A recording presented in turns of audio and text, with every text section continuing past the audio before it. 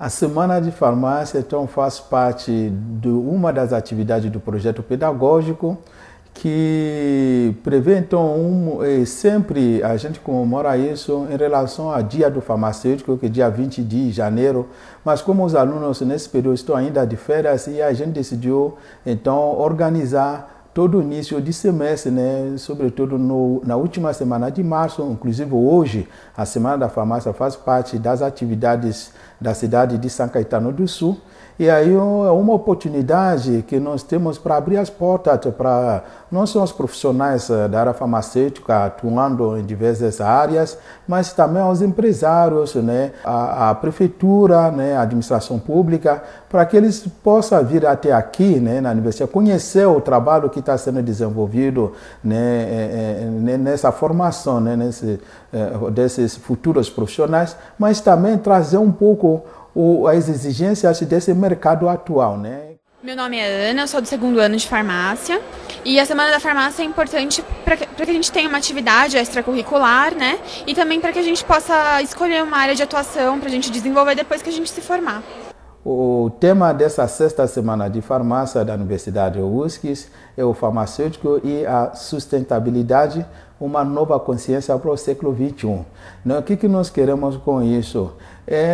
Durante essa formação desses futuros profissionais, que eles tenham um olhar, né, na sociedade na qual eles estão vivendo, com a questão da natureza, da preservação. Então a gente quer chamar a atenção especial deles quanto à reciclagem, quanto à preservação, né, dessa natureza e quanto a essa diversidade cultural que nós temos. Tanto é que nós estamos com uma parceria com as pessoas indígenas, tem 6 grupos indígenas aqui presentes para poder mostrar um pouco dessa diversidade cultural, né? E aí nós estamos fazendo algumas campanhas de arrecadação de agulhas usadas, de banners, de pilhas, né, de óleos velhos que vão passar todo para uma reciclagem.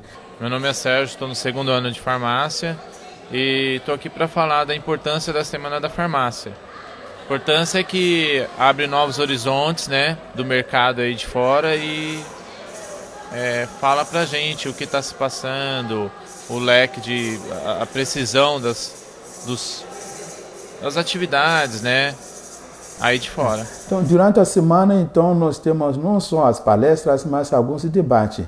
E essa vez a novidade é que nós vamos ter um debate que vai reunir, então, os responsáveis dos grupos étnicos, chamando grupos indígenas, quanto à questão das plantas medicinais, né? Então, acho que aí são alguns assuntos que vão estar sendo abordados nessa semana, que são de extrema importância, né, para não só os estudantes, mas para a população de forma geral.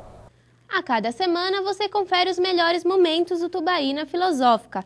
Saiba o que aconteceu no 2º encontro, cujo tema foi Como fazer as coisas com as palavras. Bom, gente, boa noite.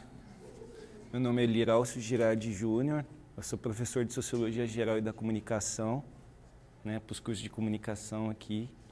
Hoje eu vou falar de uma teoria para vocês, chama Economia das Trocas Simbólicas.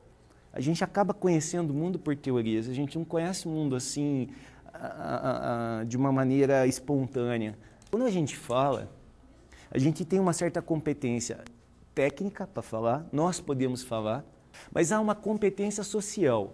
Quando a gente aprende a falar, a gente aprende a falar de um modo socialmente reconhecido. O senso de oportunidade. Se você falar a coisa mais certa do mundo na hora errada, essa coisa muda totalmente de sentido. Ela pode parecer muito boa, mas dita na hora errada, ela muda totalmente seu sentido.